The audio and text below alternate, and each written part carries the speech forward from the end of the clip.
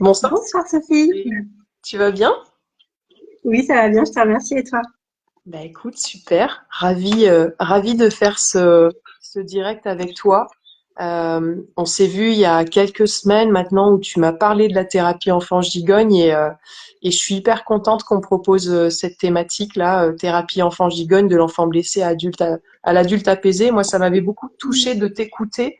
Donc j'avais hâte qu'on réalise ce direct pour parler de ta pratique et de comment ça peut aider les gens. Mm. Avant de se lancer dans le sujet, est-ce que tu m'entends bien? Est-ce Oui, que moi, voilà, ouais, de c'est mon côté, bon, moi je t'entends que bien. Toi super, aussi, parce que c'est vrai que je t'entends c'est la première fois, très donc bien. je sais pas si c'est OK pour toi. C'est bon? Écoute, ça n'a jamais aussi bien marché. On est content. Voilà, C'est parfait. s'il y a des personnes qui passent, si vous voulez bien nous dire si c'est OK pour vous en termes de son et d'image, c'est cool, on apprécierait. En attendant, du coup, alors, donc Sandrine, comme je le disais tout à l'heure, tu es psychopraticienne à l'espace du mieux-être à Panazol. Tu vas nous Oui. en dire un petit peu plus tout à l'heure. Sandrine, tu m'as parlé d'une citation qui te parle particulièrement. Ok, j'ai des Mm. c'est nickel pour le son et l'image, c'est parfait, des pouces. Merci pour vos retours.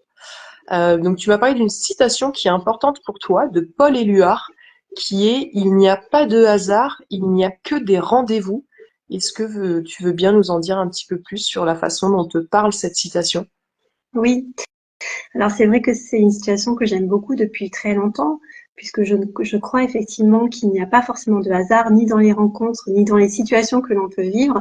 Et c'est vrai que ça, je vais raccrocher cette citation aussi à la thérapie enfant-chigogne, puisque comme je vous l'expliquerai tout à l'heure, les rencontres que l'on va faire dans notre vie vont pouvoir à certains moments venir réveiller les enfants blessés que nous avons été. Et quand je dis il n'y a pas de hasard, il n'y a que des rencontres. Dans ces rencontres-là, ça va permettre à chaque fois de pouvoir apprendre quelque chose sur soi-même. Et je dis que je vis souvent de la magie comme ça dans les consultations auprès des personnes que j'accompagne. Cette magie-là dans les rencontres, euh, on vient pas effectivement, on choisit pas n'importe qui comme thérapeute. On sent qu'il y a un feeling, on sent qu'il y a quelque chose qui va nous appeler. Et effectivement, à chaque fois, c'est validé. Et à chaque fois, je valide qu'il y a de la magie dans toutes les rencontres et que c'est souvent des rendez-vous qui sont là pour nous faire grandir tous. Ok. Tu me disais d'ailleurs que voilà, même quand tu fais la rétrospective sur ta vie, que tu t'aperçois d'autant plus sur ton propre chemin à quel point il y a certaines rencontres et certains événements qui ont considérablement influencé le cours de ta vie. Et Oui. ça, j'imagine que tu vas nous en dire un petit peu plus dans ta présentation. Et du coup, voilà, je te laisse la parole. Euh, nous sommes tous oui. Je sais pas si c'est correct la façon dont je le dis, mais bref. Ah, c'est à toi, Sandrine, on t'écoute. Merci Sophie.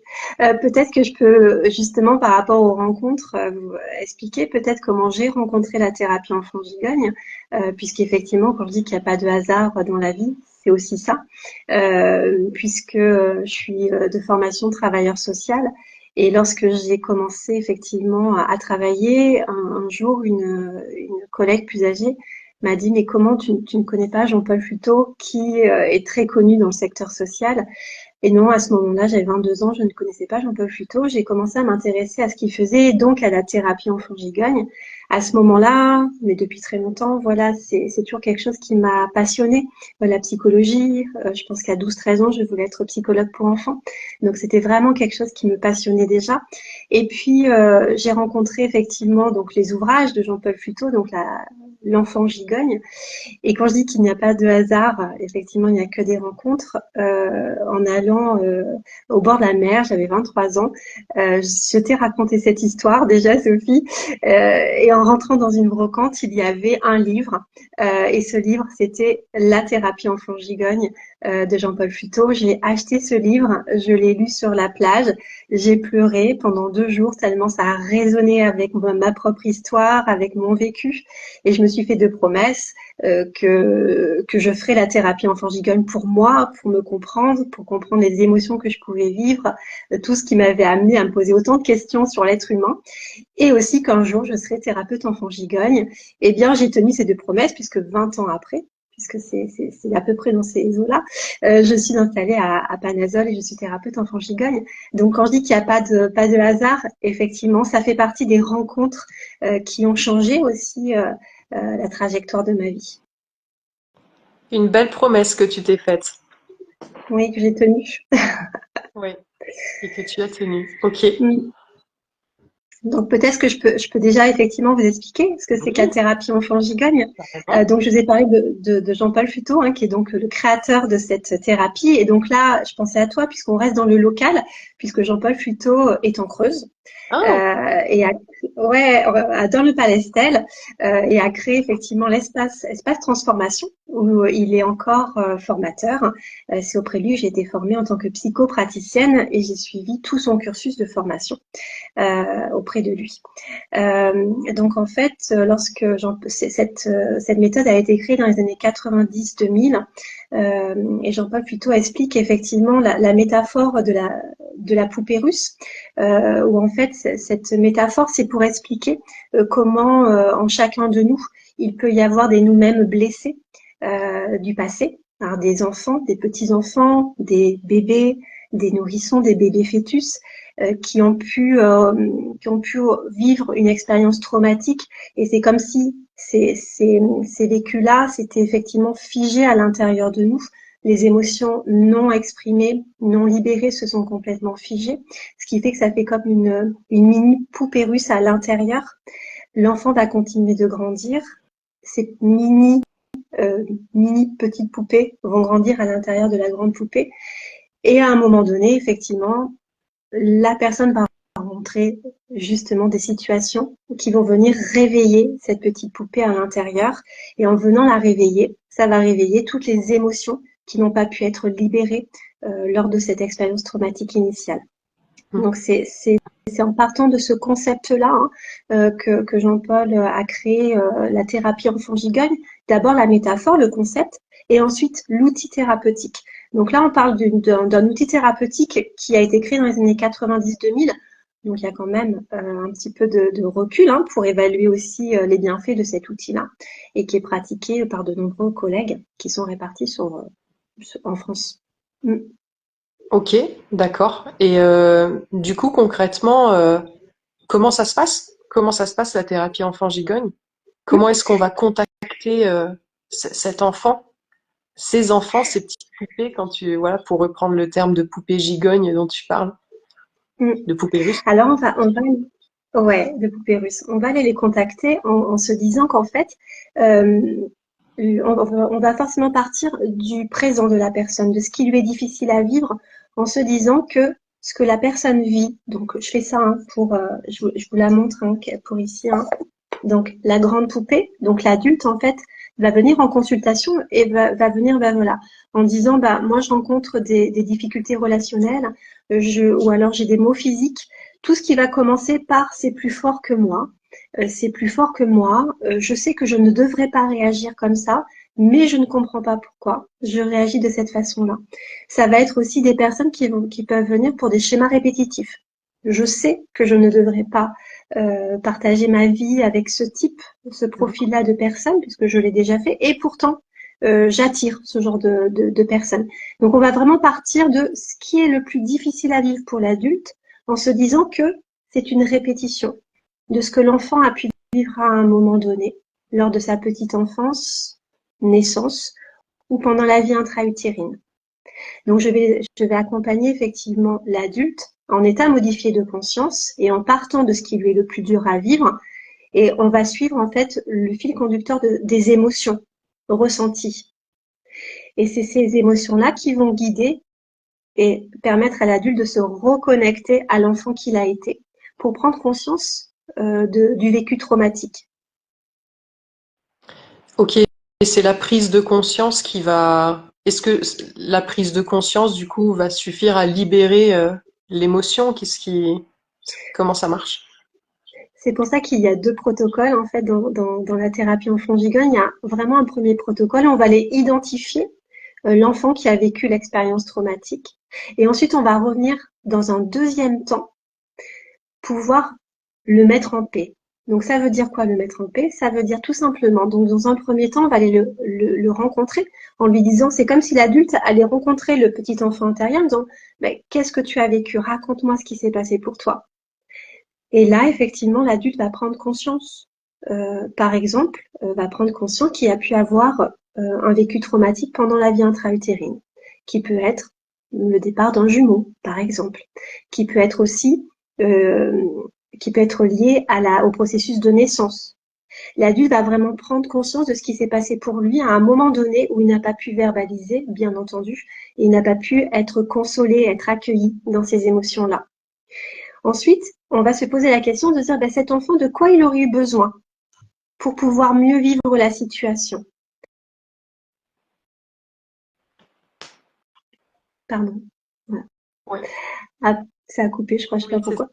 À partir, à partir de ce moment-là, on va pouvoir identifier les besoins et les ressources dont l'enfant aurait eu effectivement besoin pour pouvoir modifier les croyances limitantes qui ont pu se mettre en place lors de l'expérience traumatique. Et on va revenir le voir dans un deuxième temps, lui disant comme si l'adulte allait lui dire, bah écoute, moi je suis grand, moi maintenant je vais t'apprendre à faire autrement. ok.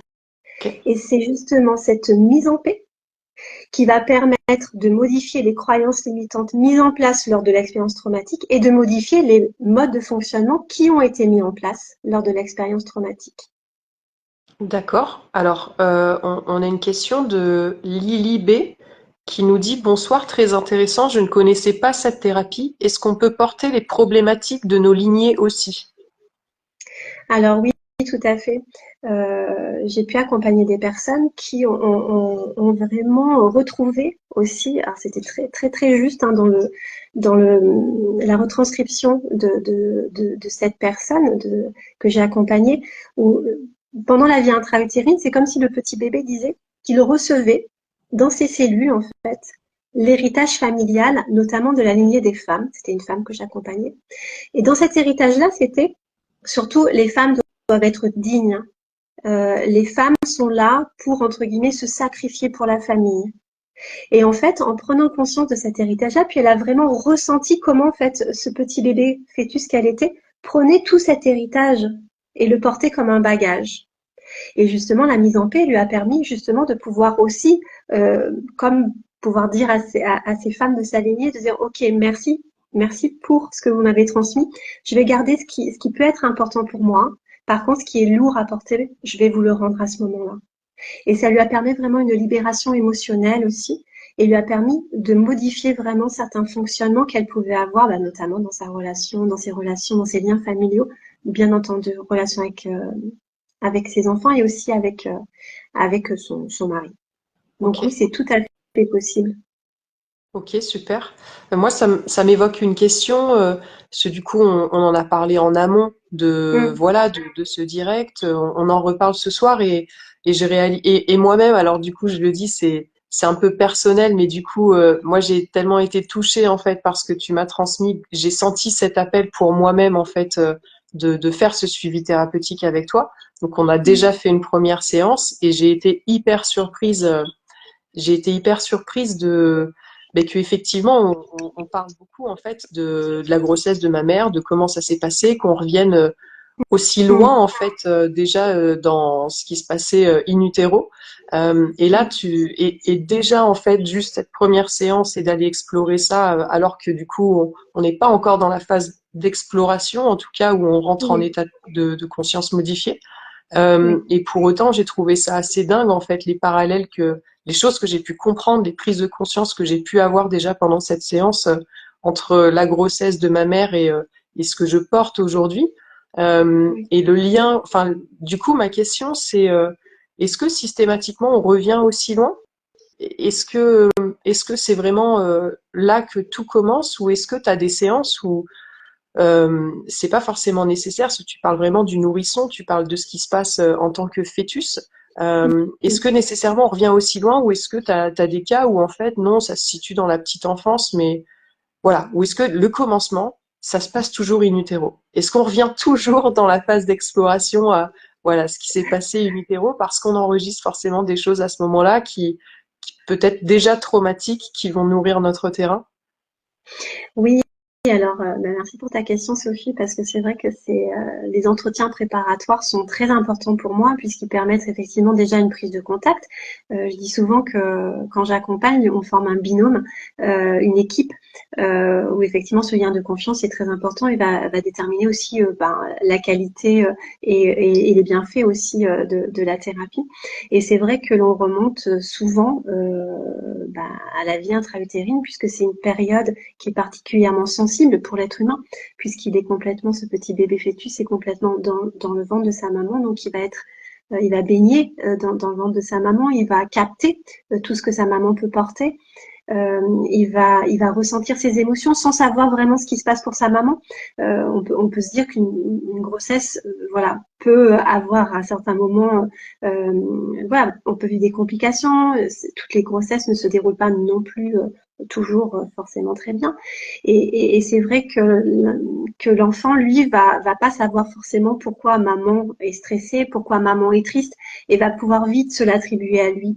Donc ça va créer effectivement tout de suite euh, des, euh, des croyances qui vont être inadaptées en tout cas pour ce petit bébé, mais il va les faire siennes en tous les cas. Et c'est vrai que cette vie intra-utérine, c'est là où tout se construit. L'être humain se développe et va capter un maximum d'informations et, et va effectivement mettre en place des croyances sur lui-même qui vont déterminer beaucoup de choses dans sa vie future. Donc oui, cette période-là est une période très sensible. D'ailleurs, Jean-Paul Futot a écrit un livre qui s'appelle Tout se joue avant la naissance, où effectivement il va parler de périodes charnières. Dans les périodes charnières de la vie intra-utérine, c'est comment papa et maman ont appris, qu'est-ce qu'ils ont ressenti quand ils ont su que bébé était dans le ventre. Est-ce qu'ils étaient contents? Est-ce que il y a eu peut-être une émotion de panique? Est-ce que cet enfant était désiré pour ce moment-là? Est-ce qu'il a été désiré pour le sexe qu'il avait? Peut-être que papa attendait un garçon alors que c'est une fille ou vice-versa. Donc il y a vraiment des moments qui sont charnières en fait dès la vie intra-utérine. Donc pour répondre à ta question, j'aurais envie de dire que beaucoup de choses se jouent dès la vie intra-utérine et que parfois euh, on n'est pas obligé d'aller forcément en vie intra-utérine à chaque fois. Et il y a des personnes qui vont partir d'une situation et aller retrouver un trauma qui était déjà dans leur mémoire inconsciente et ça va leur permettre déjà d'apaiser les émotions qui ont été à l'origine de la prise de rendez-vous. C'est vrai que c'est après la mise en paix, on fait un rendez-vous, on ajuste un petit peu, on fait un petit bilan en se disant, voilà, vous en êtes tout dans vos émotions, comment ça se passe dans votre vie maintenant. Et c'est là où ça va déterminer, savoir si le foyer initial a bien été reconnecté ou alors, est-ce qu'il faut prévoir aussi un autre protocole pour aller peut-être un peu plus en profondeur. Mais c'est vraiment ce qui est important pour moi, c'est vraiment que c'est tout le temps au rythme de la personne et que c'est tout le temps, voilà, je questionne souvent pour dire, vous en êtes tout dans vos ressentis, qu'est-ce qui se passe pour vous? Qu'est-ce que vous avez observé? Et est-ce que vous êtes OK avec ça ou est-ce que vous souhaitez continuer à aller un peu plus en profondeur ou pas? Voilà, pour répondre à ta question. Ok. Donc ça veut dire que en fait ce qui va déterminer jusqu'où on va remonter entre guillemets, c'est aussi la problématique de la personne. Peut-être que sa problématique ne va pas forcément, peut-être qu'une autre problématique ou quelque chose de plus global, ce serait possible, l'emmène plus loin, mais que ce pourquoi il vient ne remontera peut-être pas forcément à sa vie in utero. Ou alors, du coup, ça m'évoque une deuxième question que j'ai perdue. Voilà, bon, voilà, j'ai perdu ma question. Zut! Je vais répondre à Mais la voilà. première si tu veux, Ah, le temps que tu cherches la ouais, deuxième. ouais. Je l'ai. Alors Après, attends, j'en profite, oui, je la sors pendant que j'y suis. Ou alors, vas-y. est-ce que c'est possible que, en venant pour une problématique, le fait est que la thérapie nous emmène plus loin et nous fasse remonter plus loin? C'est possible aussi? Ouais, donc Oui, en partant d'une problématique, ça peut emmener ça peut amener la personne effectivement à reconnecter un premier enfant blessé, un premier enfant gigogne, qui pourra effectivement être à l'âge de 8-9 ans ou même 5-6 ans, qui est avant la barrière mnésique. Et à ce moment-là, le protocole pourra permettre un apaisement suffisant. Et parfois, il y a des personnes qui vont aller directement en vie intra-utérine parce que c'était nécessaire d'y aller ou parce qu'elles étaient prêtes. Moi, je dis souvent effectivement que la personne va retrouver le foyer émotionnel qu'elle est prête à retrouver. Donc, c'est-à-dire que si, par exemple, voilà, si par exemple c'est ok de retrouver un traumatisme qui est plutôt à 3-4 ans parce que celui en vie intra-utérine est trop douloureux pour l'instant, eh bien le fait d'aller voir déjà ce traumatisme à 2-3 ans permettra effectivement déjà d'apaiser les symptômes et permettra peut-être même souvent de permettre d'accéder à ce foyer initial qui sera en vie intra-utérine. Ok.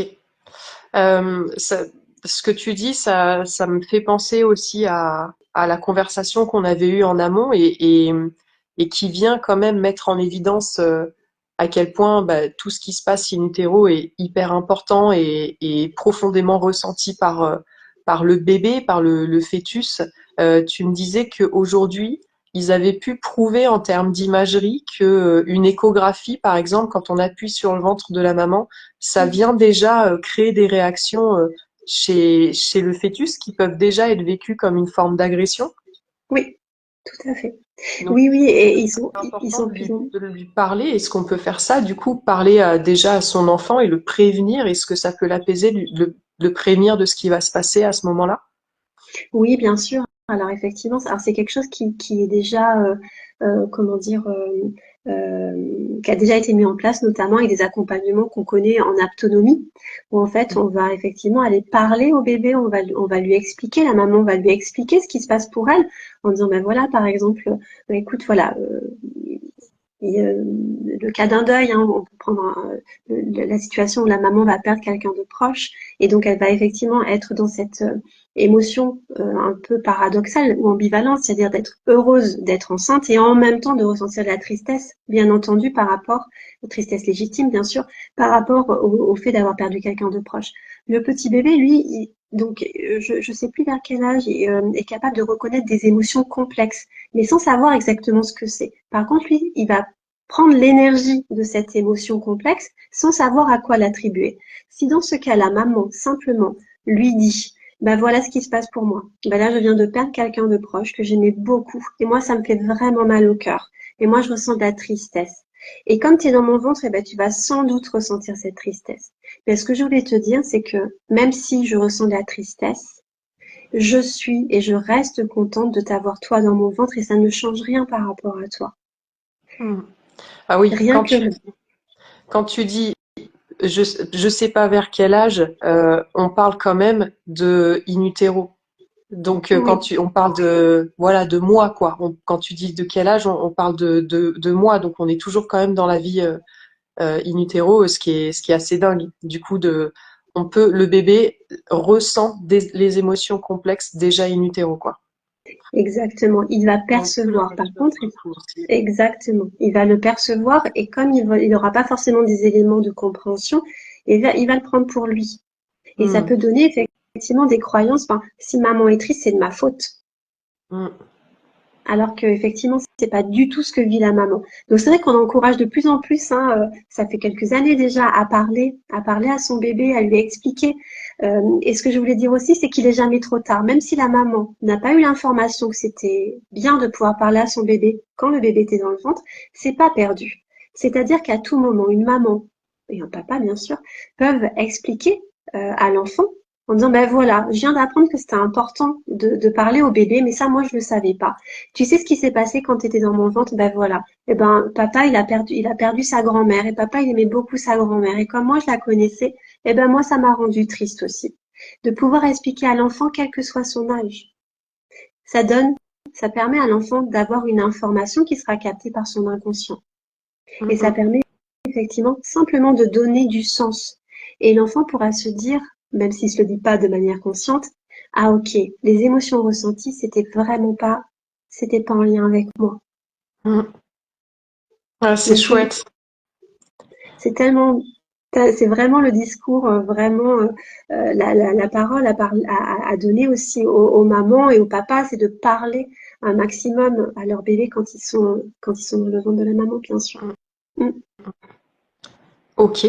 Est-ce que tu as des exemples, enfin, voilà, à nous transmettre je sais pas, de suivi que tu as pu avoir de avant, après, de la personne, ce qu'elle a pu recontacter. Tu nous as déjà parlé tout à l'heure en lien avec la question qu'on a eue sur presque du transgénérationnel, j'ai envie de dire. Mais voilà, Mm. est-ce qu'il y a autre chose que tu peux nous Oui, partager? oui, bien sûr. Je peux vous parler d'une personne que j'accompagne. Euh, donc, cette personne était venue pour des abus sexuels, donc qui étaient conscients et inconscients. Donc, je l'ai déjà accompagnée sur cette partie-là. Et puis, à un moment donné, elle revient me voir parce elle a un diagnostic est posé pour une polyarthrite. Donc, on part effectivement de ce symptôme-là en se disant mais qu'est-ce que le corps vient dire avec ce symptôme physique. Et là, en fait, en partant de cette difficulté qu'elle a à vivre dans son présent, donc là, c'était vraiment, quand je dis qu'on part de ce qui est difficile, c'est vraiment, on va faire un focus. C'est-à-dire, à quel moment c'est le plus dur à vivre pour vous? Dans quelle situation c'est le plus douloureux pour vous?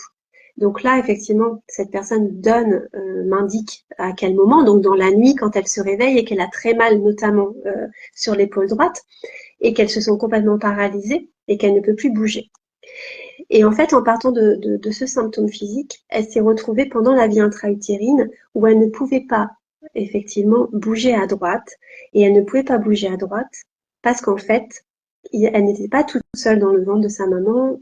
Il y avait un jumeau avec elle. Et donc ça, elle ne le savait pas.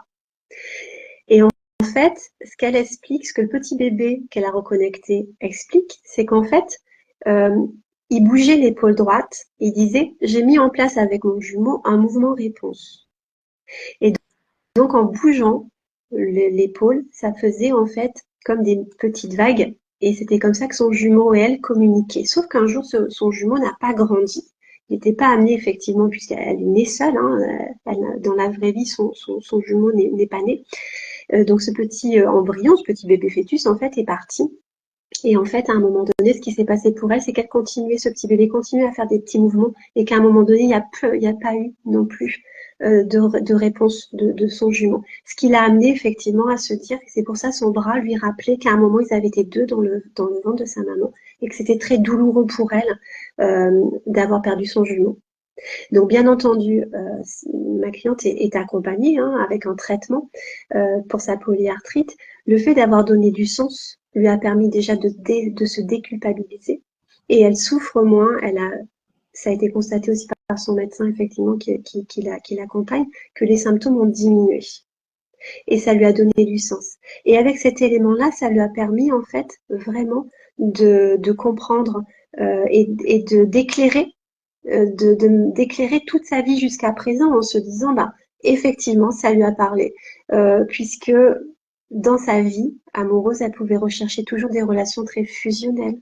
Vraiment ça lui a permis d'éclairer ses comportements et beaucoup de comportements qui étaient en lien en fait d'avoir vécu à deux un certain moment pendant la vie intra-utérine. Yes, super, merci.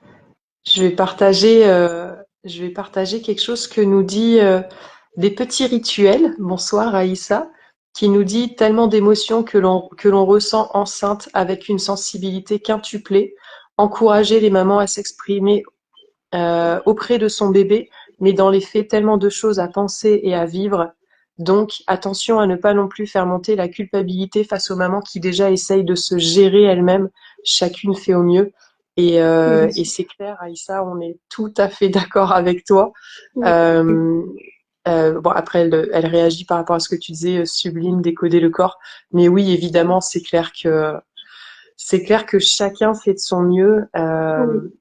Je trouve que c'est cool de pouvoir en tout cas donner de l'information pour peut-être des femmes qui ne le savent pas, qu'en tout cas il y a cette possibilité de communiquer avec son enfant, mais c'est clair que chacun fait comme il peut.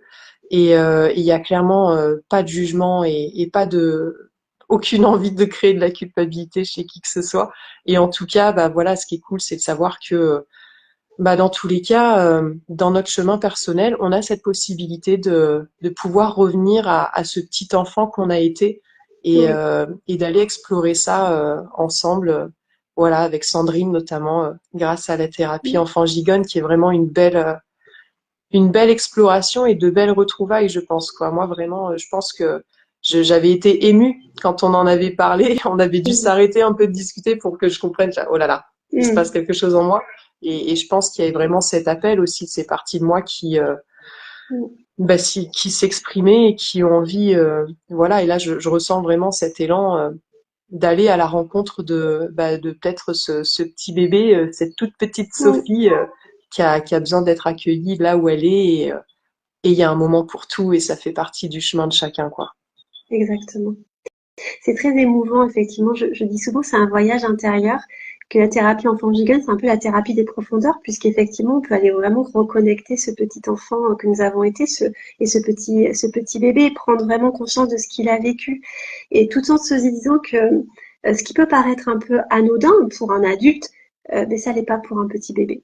Voilà, quel que soit l'âge, qu'il soit pendant la vie intra-utérine ou qu'il soit né, un petit bébé, lorsqu'il vient de naître et qui est séparé de sa maman, eh bien oui, on peut se dire que pour lui, ça peut être complètement dramatique et qu'il peut se sentir très seul, il peut se sentir abandonné, il peut vivre tellement d'émotions, un tsunami d'émotions, et que c'est à ce moment-là, effectivement, de pouvoir aller le reconnecter, ça va pouvoir l'autoriser aussi à pouvoir se libérer de ce qu'il a vécu et libérer l'adulte. Yes, carrément. Ok. T'avais peut-être quelque chose à nous proposer, enfin au moins ne serait-ce qu'un conseil déjà pour aller, je sais pas, peut-être recontacter son enfant intérieur. Tu nous en diras plus. Mais déjà, est-ce que tu as d'autres choses à nous partager sur la thérapie enfant gigogne, sur le process, ou alors est-ce que quelqu'un a des questions? Mais déjà, Sandrine, où est-ce que tu en es toi par rapport à ce que tu as à nous partager? Bien, écoute, ça, je me suis laissée porter par tes questions et c'est très chouette. Euh, c'est euh, c'est vraiment la thérapie enfant gigogne, puisque quand j'ai voulu être thérapeute, j'ai cherché de nombreuses thérapies pour savoir voilà, l'outil thérapeutique qui me semblait le plus pertinent. Et c'est vrai que dans mes recherches, quand je suis arrivée à la thérapie enfant gigogne, ce qui m'a vraiment beaucoup parlé, c'est le fait qu'il y ait cette prise de conscience, cette identification et en même temps qu'il y ait cette libération émotionnelle. Donc quand je dis que c'est la thérapie des profondeurs, c'est que vraiment on va au cœur de ces émotions Hmm. en partant d'une problématique. Et ce que je dis aussi souvent, c'est que c'est vraiment chirurgical. C'est-à-dire on part d'une problématique, d'un symptôme, d'un mal-être, d'une émotion en particulier, et on va aller chercher l'origine en mémoire inconsciente. Et c'est vrai que ce que je trouve pertinent, c'est vraiment cette libération et cette modification des croyances qui va permettre un apaisement. Et souvent, ce que disent les personnes qui ont vécu ce voyage intérieur, c'est qu'il y a un avant et un après. Et pour l'avoir vécu à plusieurs reprises, je peux le confirmer, bien entendu. Et c'est vrai que ça permet vraiment un apaisement. Et c'est vrai que c'est ce que je dis un petit peu, c'est un peu la part du colibri en me disant si chacun, effectivement, chaque adulte, vous pouvez un peu aller écouter à un moment donné les messages qui lui sont envoyés par son enfant, l'enfant qu'il a été en souffrance, et qui puisse justement aller libérer ses émotions, ça pourrait lui permettre d'être apaisé aussi dans ses relations avec ses propres enfants, dans les relations aussi qu'il a avec les autres. Et pour moi, c'est la petite part de colibri pour l'apaisement, voilà, que je souhaite d'une manière plus collective. Ouais, c'est une sacrée, alors plus-value, hein, je vais le dire comme ça. Et moi, en l'occurrence, c'est ce qui a fait la différence pour moi et c'est ce qui m'a donné envie aussi de venir vers toi. C'est-à-dire que je crois que ça faisait un moment que j'avais envie de faire une psychothérapie Mm, et en fait, ce qui a fait la différence pour moi dans ton approche, c'est effectivement cette dimension émotionnelle. oui, C'est-à-dire, j'avais pas envie d'aller vers un accompagnement thérapeutique sur de la psychothérapie traditionnelle, hein, je mets encore des guillemets, sur le oui, fait, enfin, qui allait rester peut-être sur le plan mental, voilà, sur de la conscientisation, quand bien même, quand on conscientise des choses, il y a aussi des libérations émotionnelles qui se font. oui, Mais là, j'avais l'impression que cette approche allait m'emmener beaucoup plus loin et que il y a ce qui va se passer sur le plan mental, ce que je vais conscientiser, ce que je vais interpréter, et il y a la partie exploratoire où vraiment, on oui, va aller en contact, quoi. Voilà. Et je oui, pense que émotionnellement, le sentiment que j'avais en tout cas et que du coup je verrai dans le temps avec toi, oui, c'est que ce que j'allais explorer émotionnellement, ça allait être beaucoup plus puissant que ce que pourrait m'apporter une psychothérapie traditionnelle, quoi. oui. Est-ce que je me trompe? Alors, Alors non, non, non, tout en sachant ce que je dis souvent et effectivement pour l'avoir vécu personnellement aussi, c'est qu'on va aller, comme je disais tout à l'heure, on va aller, comment dire, rencontrer l'outil thérapeutique dont on a besoin dans ce qu'on est amené à vivre et dans ce qu'on est capable de traverser. Et pour moi, effectivement, j'ai des personnes qui vont venir, qui ont déjà travaillé en thérapie et c'est chouette parce que elles auront déjà pris conscience et élaboré. Aussi, quoi. Ouais. Voilà, exactement. Élaborer, mis en conscience certaines choses, ce qui va permettre effectivement à la thérapie enfant gigogne de devenir, voilà, comme je disais, un outil vraiment chirurgical, de vraiment aller là dans les émotions qui sont concernées, parce qu'effectivement, peut-être que lors des thérapies précédentes, l'aspect émotionnel a pu être abordé, mais peut-être pas complètement vécu et libéré. Yes. Mm. Super. Ok. Est-ce que tu as quelque chose à ajouter avant que tu nous donnes ce conseil pour je sais pas quoi d'ailleurs, tu nous le diras tout à l'heure. Oui, ça marche. Euh, peut-être que je peux peut-être spécifier un petit peu pour qui c'est la thérapie enfant gigogne, c'est-à-dire Bien qui, sûr. Ouais, oui, je voilà, pensais que tu l'avais fait tout à l'heure, mais bien oui, sûr. Ouais, ouais, mais ça peut, peut-être que je peux le toujours bien de préciser reclarifier. davantage. T'en prie. Oui. Alors, Oui. c'est vraiment pour les adultes, hein, on ne le fait pas effectivement pour les enfants, puisque on va aller en mémoire inconsciente. Donc, pour les enfants, ils n'ont pas la structure psychique suffisamment solide pour pouvoir le faire. Et effectivement, c'est vraiment réservé aux adultes qui ont conscience effectivement que ils ont qu'ils ont conscience ou pas, mais en tous les cas, que ce qu'ils vont découvrir peut aussi venir modifier, pardon, leur représentation du monde. Donc c'est vrai que c'est une thérapie, comme beaucoup d'ailleurs, une thérapie où il y a un engagement vraiment important, bien entendu, de la personne. C'est une thérapie qui n'est pas adaptée pour les personnes qui peuvent souffrir de troubles psychiques. Donc ça fait vraiment partie des questions que je vais poser à l'entretien, puisqu'il faut effectivement avoir une structure psychique suffisamment solide pour pouvoir accéder à certains traumas en mémoire inconsciente. Qu'est-ce que tu entends par trouble psychique? Alors, ça va être tous les troubles pardon, d'ordre psychotique. Ok, Euh, d'accord. les personnes qui vont, voilà, les personnes qui peuvent être schizophrènes, bipolaires, toutes les personnes avoir un trouble psychique diagnostiqué. Ok. Et donc il me semble que donc la thérapie enfant gigogne, c'est de la thérapie brève. Combien de temps ça dure? Combien de séances sont nécessaires? Est-ce qu'il y a voilà une Mhm. tendance? Oui, alors ça va vraiment dépendre bien entendu du rythme de la personne, comme je disais tout à l'heure. Ça va dépendre de si elle a travaillé ou pas déjà sur elle-même.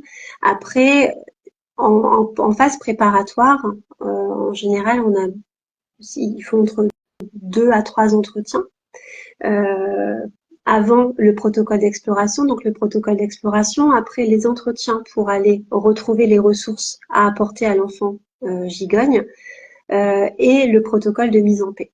Et après, effectivement, il y a un entretien pour finaliser, pour faire un bilan.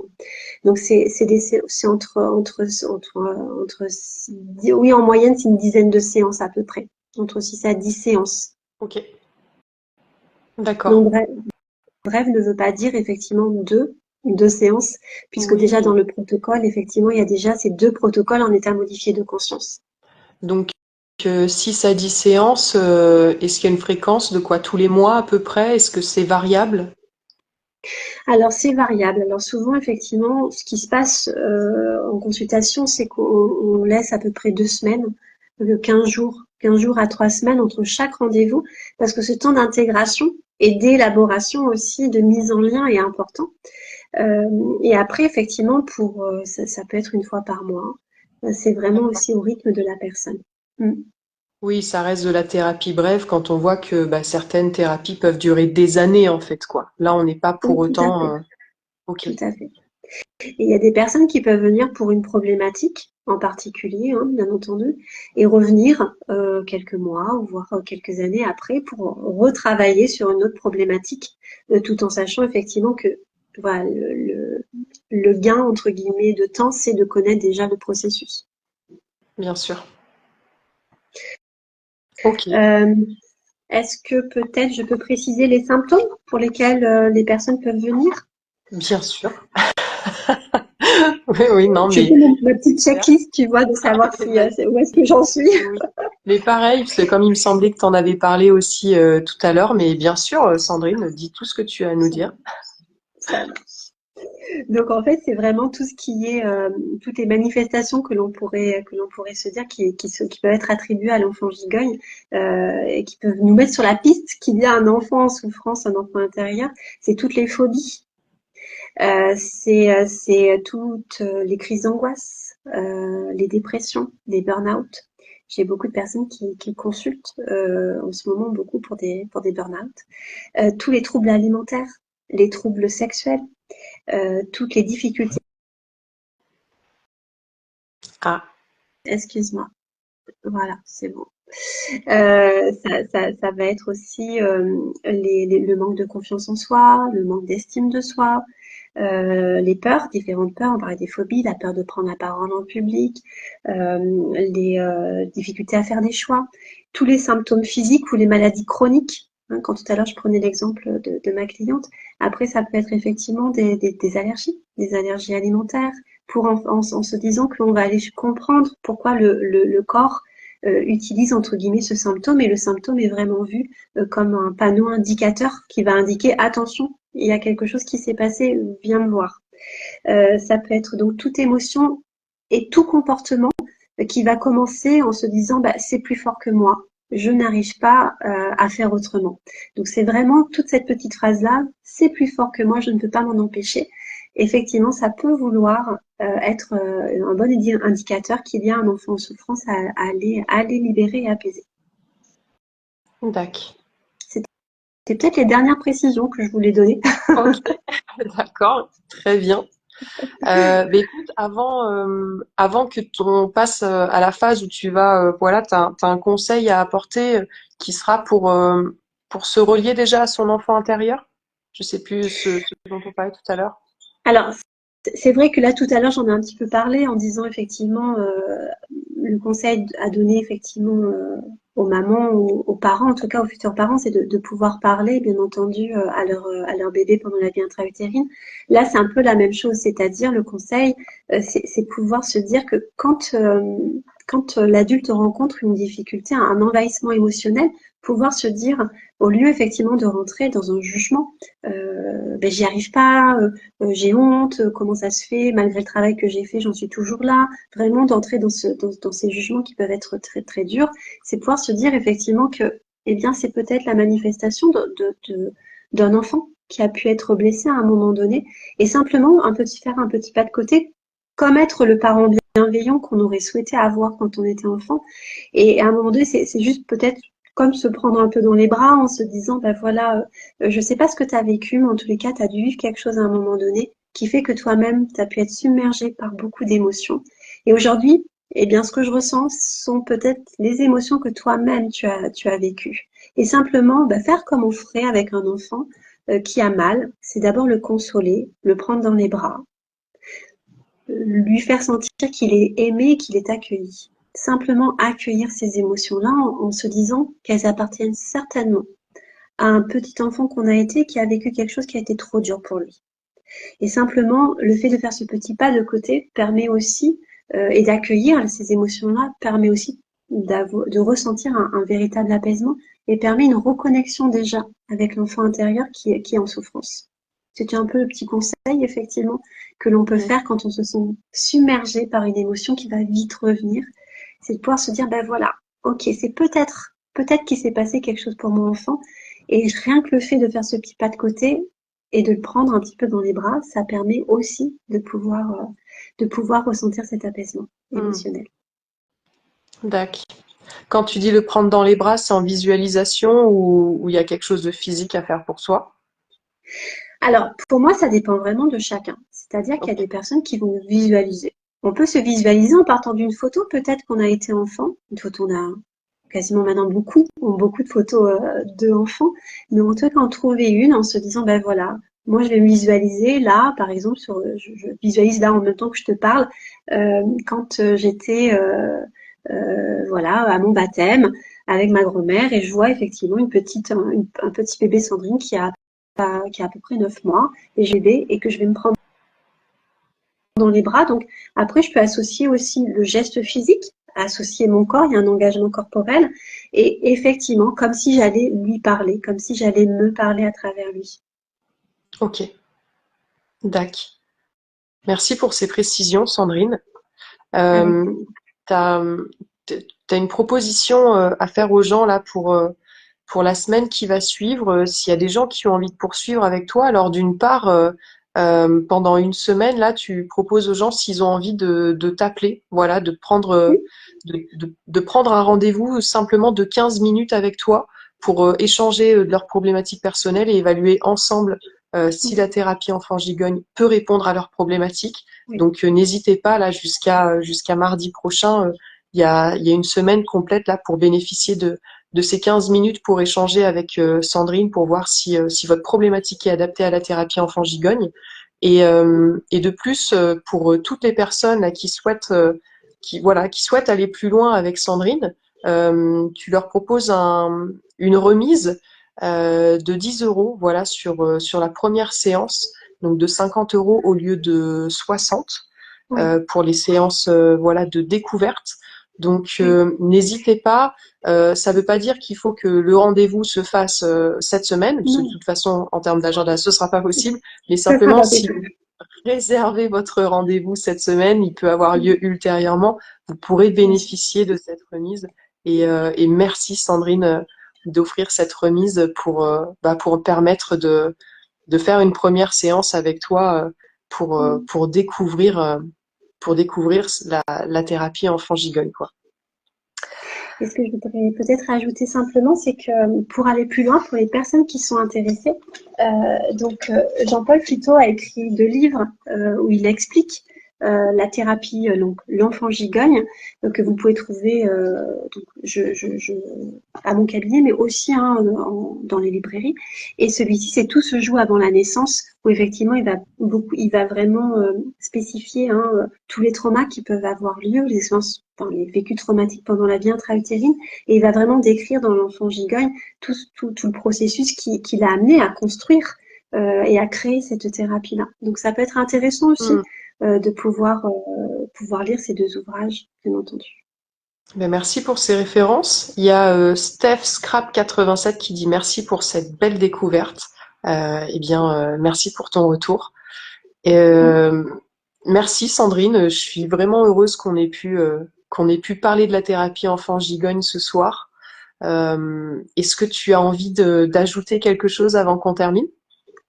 Je voudrais déjà te remercier aussi, Sophie, de me proposer aussi de venir parler de la thérapie enfant gigogne parce que tu me connais, je suis vraiment passionnée par ce que je fais et pouvoir transmettre, pouvoir donner des informations et permettre voilà des personnes à des personnes de découvrir ce que c'est que cette thérapie, c'est vraiment, ça me met vraiment en joie. Et vraiment, de pouvoir le partager, c'est quelque chose qui est très important pour moi. Donc, merci aussi à toi, Sophie, de me permettre de pouvoir présenter la thérapie enfant gigogne et me présenter aussi. Bah, écoute, avec plaisir. Je lis aussi les commentaires. Il y a Lily B qui avait posé la question au tout départ, qui dit merci infiniment pour ce cadeau. Je suis très émue par vos échanges. Bah, écoute, merci à toi. Merci. Et vraiment, si ça t'a touché, enfin, c'est quelque chose que je comprends parce que j'ai moi aussi été touchée la première fois. Eh bien, voilà, n'hésite pas à faire un point avec Sandrine si tu as envie d'en savoir plus sur, voilà, d'aller regarder qu'est-ce que ça vient toucher chez toi. Mais merci beaucoup en tout cas pour ton partage, Lily B, pour ta participation. Il y a Emmanuel aussi qui nous dit Sandrine est une personne exceptionnelle, une professionnelle bienveillante, douce et à l'écoute. Eh bien, merci beaucoup pour ce Merci. partage. Merci pour Sandrine, c'est cool. Merci beaucoup. Je suis touchée, vraiment. Merci. Merci à vous. Et puis, ben voilà, on a terminé cette jolie soirée. Merci à nouveau, Sandrine. Merci à tous. Je vous souhaite une très belle fin de soirée, une très belle fin d'année. Voilà, de belles fêtes. Et à bientôt pour le prochain direct avec Réseau Zen 87. À bientôt, Merci Sophie. Sandrine. Prends soin À de toi. bientôt. À Merci à très vite. vous et bonne fête à tous. Merci. Bonsoir tout le monde. Bonsoir.